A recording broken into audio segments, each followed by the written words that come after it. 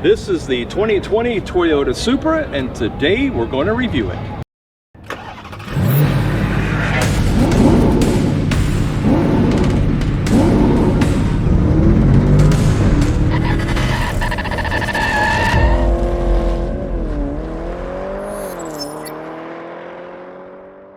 Hey folks, I'm Rob. And I'm Nathan. And we are Two Guys in a Ride. Say, today, Nate, what are we doing? Hey, today we are at the Minneapolis Convention Center at the Minneapolis Auto Show. That's right, we're going to review some cars for you. And if you want to keep up to date with all the new cars, trucks, and SUVs, and want to know how to use all the technology that's built inside, plus you like cool collector car stories, take a moment to hit that subscribe button down below and hit that bell notification up above so you never miss a video. That's right. So what do you say, Nate? Let's go look for a ride. Oh yes.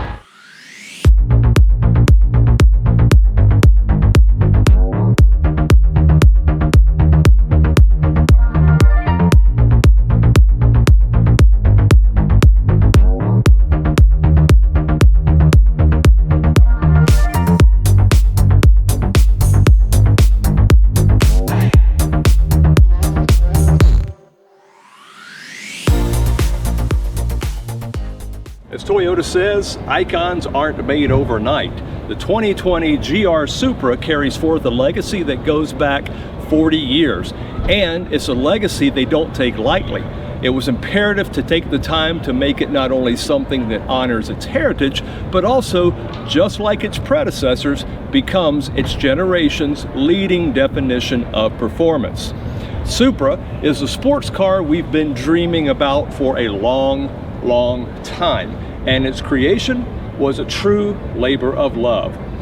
Starting at $49,990 for the 3.0 trim, $53,990 for the 3.0 premium, and $55,250 for the launch edition trim. This is the 2020 Toyota Supra. Now,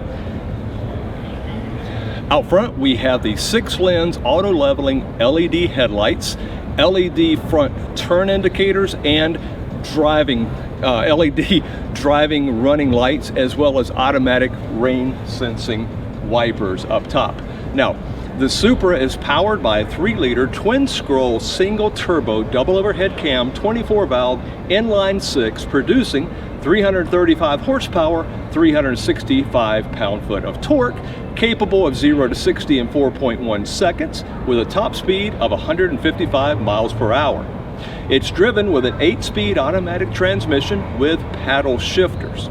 Okay, along the side we can see the 19-inch forged aluminum twin-spoke wheels with dual-tone finish, wrapped in 255/35 ZR19 up front, 275/35 ZR19 out back, and high-performance Michelin Pilot Super Sport tires. Now to stop, there are Brembo 4-piston ventilated front discs that are 13.7 inch in the front and 13-inch ventilated disc out back. There is a double joint type McPherson strut front suspension with 23.5 millimeter stabilizer bar, and a multi-link independent rear suspension with 18-inch stabilizer bar. Now, you see the matte black auto folding heated outside mirrors with memory function and reverse activated auto tilting passenger side mirror. I really like that. You put it in reverse, it tilts down, lets you see what's on the ground here. Now the driver's outside mirror is auto dimming. There is also the smart key system and smart entry and start. Now, some of the safety systems built into this Supra are hill start control, pre-collision system with pedestrian detection, lane departure warning with steering assist, vehicle stability control, brake assist, anti-lock brakes, of course, traction control, and much more. Let's take a look around back. Okay, around back we see there are LED tail lights and rear combination lights, as well as LED backup light.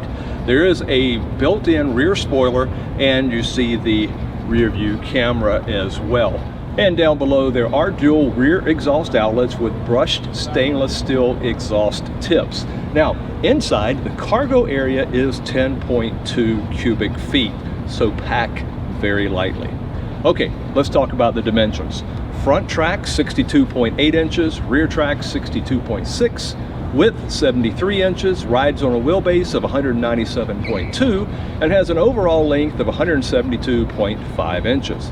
It's 50.9 inches in height, has a ground clearance of 4.5 inches, and a turning diameter of 34.67 feet. Its curb weight is 3,397 pounds, its fuel capacity 13.7 gallons, and its EPA mileage of 24 city, 31 highway, and 26 combined. Now, it is covered by a 36-month, 36,000-mile basic warranty and a 6-month, 60,000-mile powertrain warranty. Now, let's take a look inside, but before we do, take a moment, hit that like button and click on that subscribe button down below. Okay, Nathan, take it away.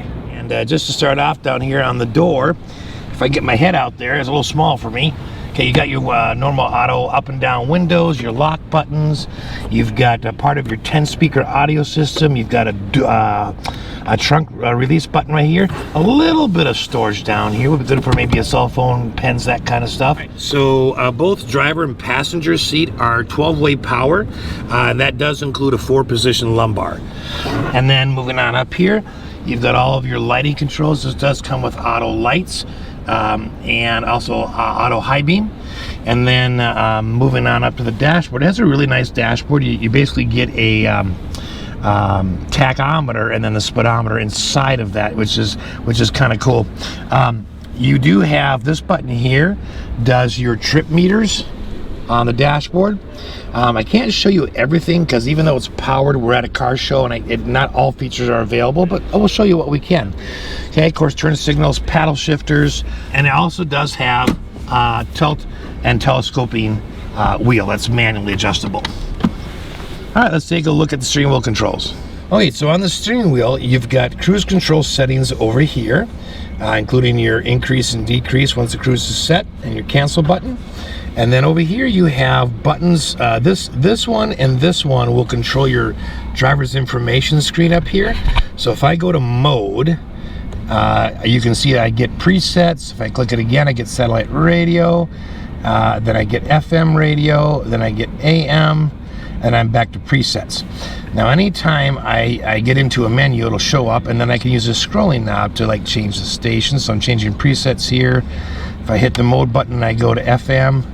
And I start scrolling different stations I get. Okay, and then if I go to AM, it's the same thing. Wait a second, and then I scroll.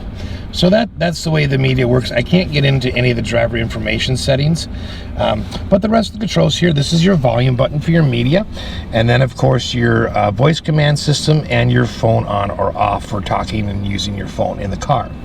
Hey, again, nice big paddle shifters up here. And then down here you've got your windshield wiper controls. Moving on over here to the infotainment screen, they actually have a controller that's down here. It is not touchscreen. So I have to come down here and use a controller. So down here I've got several shortcuts. I've got media, menu, and then looks like communications, back, and options. So we'll go through each one of these. Now this will scroll around, plus go left and right, and then it'll actually click. All right, so let me go backwards. So first thing I'll show you is that you have these different screens. So you have notifications, my vehicle, and connected services. So those are the three choices you have. Okay, so if I go over here to my vehicle and I click on that little rotary wheel that I'm using, now I can get into vehicle systems, system settings, contents menu, okay, driver profiles, vehicle status, driving information, and sport displays. So let's take a look at just a few of these if we can. We'll click on sport displays. Here you get power and torque showing up. Okay, yep, can't go, that's all that's available under there, but that's really neat. You have that. If you want driving information, click on there. We've got onboard info and then trip computer. Okay, I'm gonna go back a step. Let's go to system settings. So let's see, you got the displays, time and date, units, tone notification, pop-ups, getting started, data privacy. Okay. We're going to go back one more. We'll go up to vehicle settings. Click on here again, so you can affect exterior lighting, the doors, and the remote fob, the Supra safety systems. So if I go in here, then I can set some of that safety stuff, like front collision warning, whether you want early or medium, late, lane departure, and then steering intervention. So there's your settings for those. We'll go back a button here. You can affect the steering wheel vibration, speed warning, so it'll automatically alert you if you're going over a certain amount over the speed limit.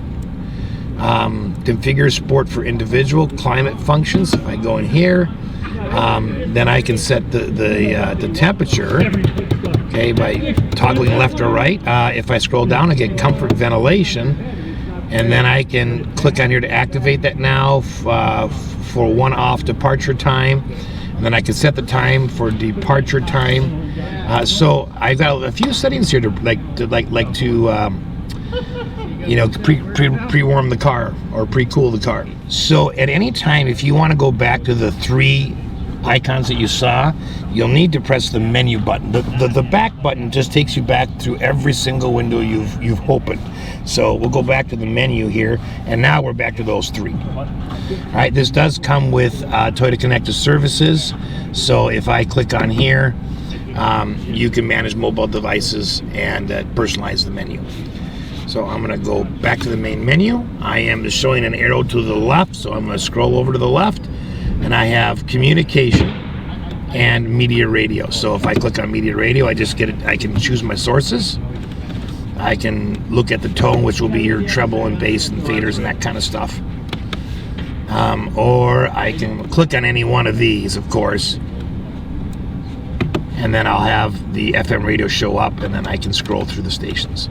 And then just simply click on that wheel to set anything. Let's take a look at some of the shortcut buttons that are actually down here. So you got media. So if you want to go to media, you just press that button, and then the screen automatically goes up to the media part.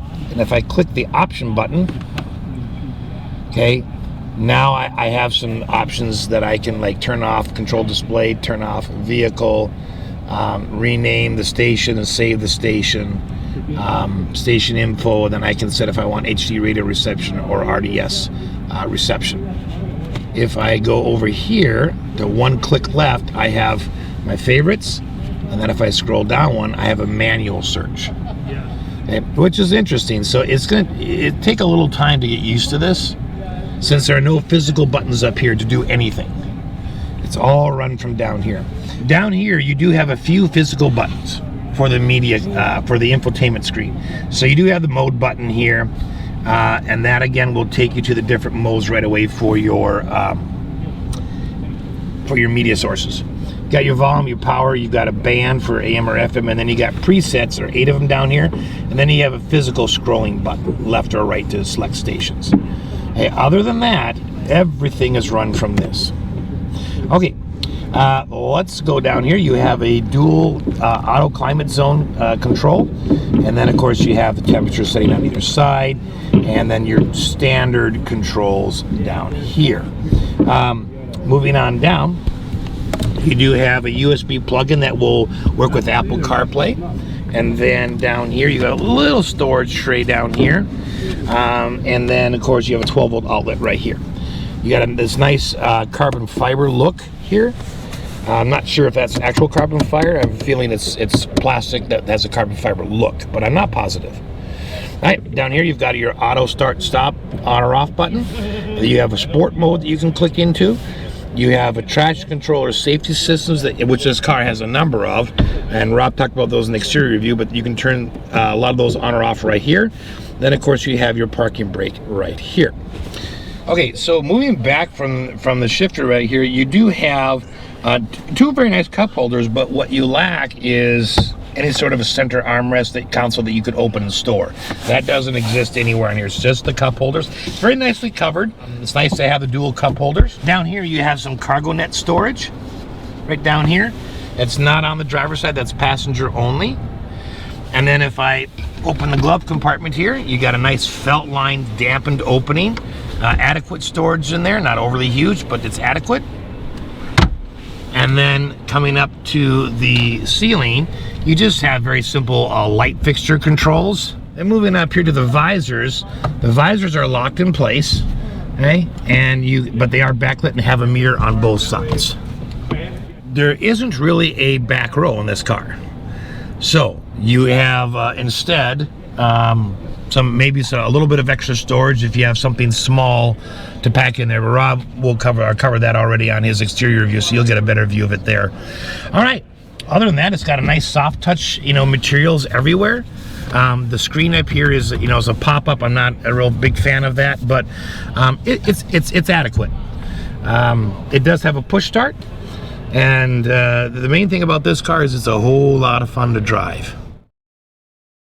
Like cool collector car stories, take a moment to hit that subscribe button down below and ring that bell notification up above so you never miss a video. That's right. So what do you say, Nate? I say let's go look for a ride. That's right. Look for a ride. Is it something we're gonna do here? We're not sure what we're doing. Taking a ride, hopping over the fence, laying down, being another bump for the Jeep.